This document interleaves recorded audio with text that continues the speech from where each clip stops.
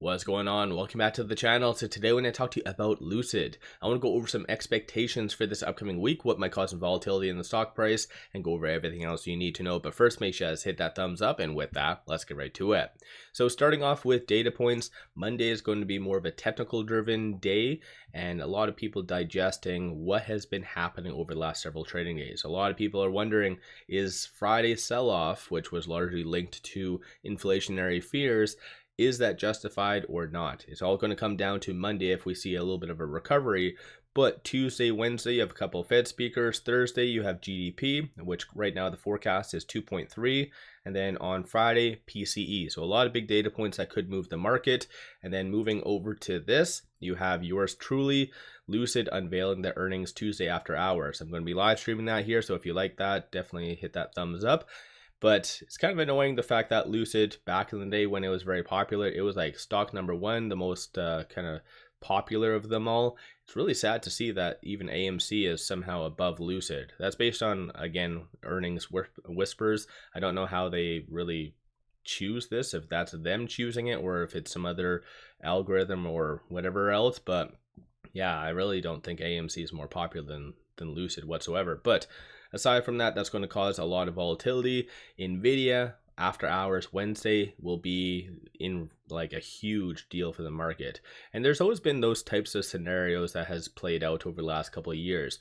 Market starts to get very fearful, you have a pullback, and then either Apple or, for instance, Netflix comes out with their earnings and gives good future guidance, thus saving the market from a downtrend. And so I think the market's going to be really eyeing Nvidia's future guidance, massive, whether there's good demand or not, as like the saving grace. So again, that's going to cause a hell of a lot of volatility. But Lucid unveiling the earnings, that is going to be a very big deal, of course. And so this is the current estimates. This hasn't changed in a while now. So negative 29 cents for the earnings per share, 211.77 million for the revenue. Over the last 90 days, one positive and one negative revisions to the earnings per share. This earnings per share does equate to roughly around 4.65% year-over-year growth. Negative 30 cents is the low, negative 27 for the high. So it's kind of smack dab for that in the middle. But as far as the revenue, 211.77 million, that does represent a 34.75% year-over-year growth. 171 mil for the low, 230 the high. So it's kind of all over the place when it comes down to that. Quickly going over here, so this is NEO, you guys don't need that. For Lucid, the implied move is 13.61%. So anticipate a lot of volatility. So that's 13 or almost 14% in either direction. And historically speaking, you can kind of see based on this one column. So that's 1 day post move, 1 day after the earnings, there's only been two what the market sees as beats. And I think that's just because of Lucid has been always very, very gray on their future guidance. They're not clear. They're not just saying it to your face. They're like, we're gonna gauge demand and stuff like that. So I think we saw even with Rivian that their numbers weren't all that bad. They were making good improvements, but their future guidance was iffy, and that's what the market is cutthroat right now.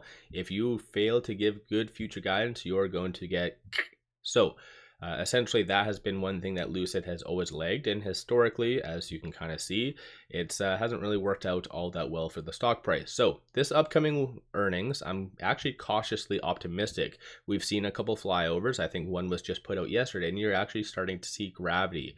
So a couple of key points to really pay attention to for Lucid's upcoming earnings is their targets. So production targets, and as well of that, what percentage is the Gravity? Because looking back to 2021, they have really stated that the Gravity is going to be their big moneymaker, and that's going to lay the foundation for other models of the Gravity. And so the Touring later this year, and then the midsize. Gravity's success is going to lay the foundation for all of those. If the Gravity is a flop, then of course the market's going to see pretty much other models and variations as a flop. So it's going to be literally like this earnings is a huge deal for Lucid. So let me know your viewpoint on that in the comments below. Aside from that though, I think a lot of people really want to hear from Peter about partnerships. He's been doing a lot of interviews lately and kind of been saying some pretty bold statements. And luckily enough, this is the only time I've ever been excited about Lucid's upcoming Q&A. So these are the questions that's going to be posed from retail to management.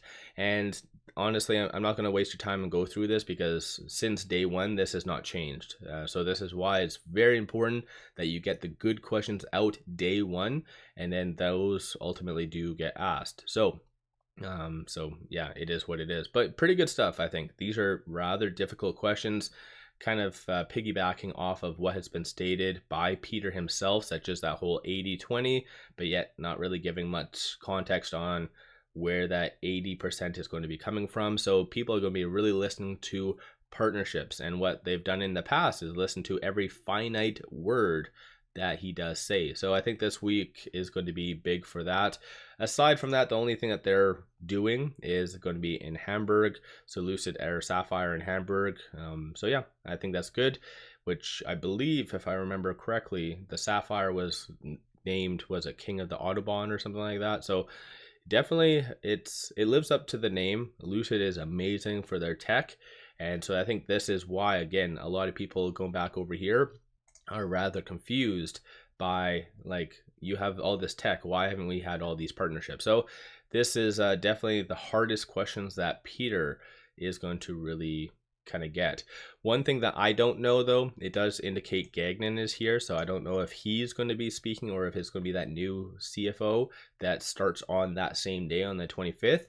So we'll just have to wait and see, but still, I don't think that's going to be all that crazy.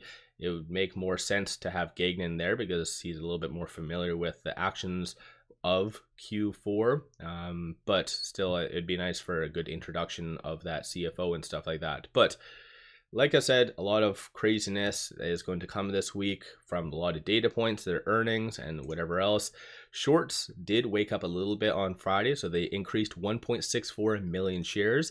19.56% of the free float is being shorted, so that's what we're going into this upcoming week with.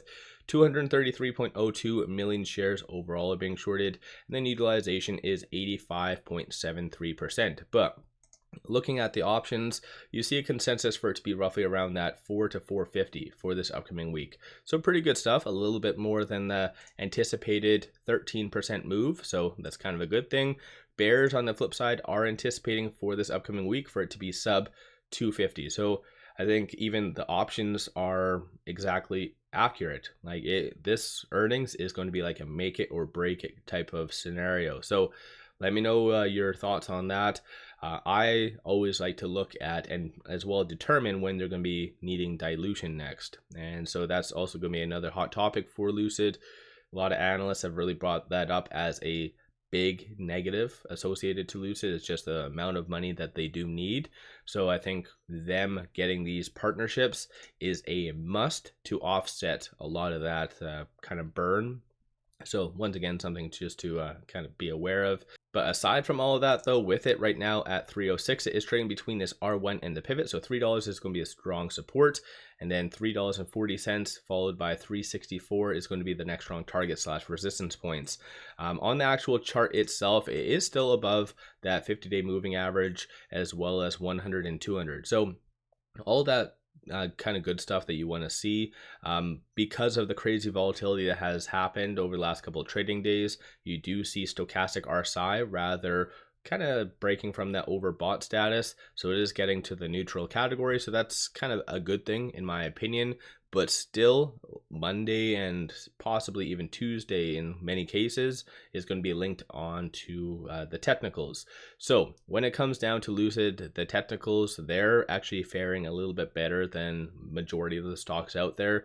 Most of the growth stocks and even the EV sector is below a lot of these key points. So Lucid actually is doing rather okay, but I think in general, a lot of people are just looking at maybe a certain level of FOMO coming in for their upcoming earnings, and we'll wait and see. I can see there being a certain level of just abnormal buying leading into their earnings as well, because like I said, anticipated move is roughly around that 13-14%, but if they actually do come out and give very good future guidance, I could see this easily agree with the bulls for it to be roughly around that $4 range. But we'll just, again, have to wait and see how that all plays out.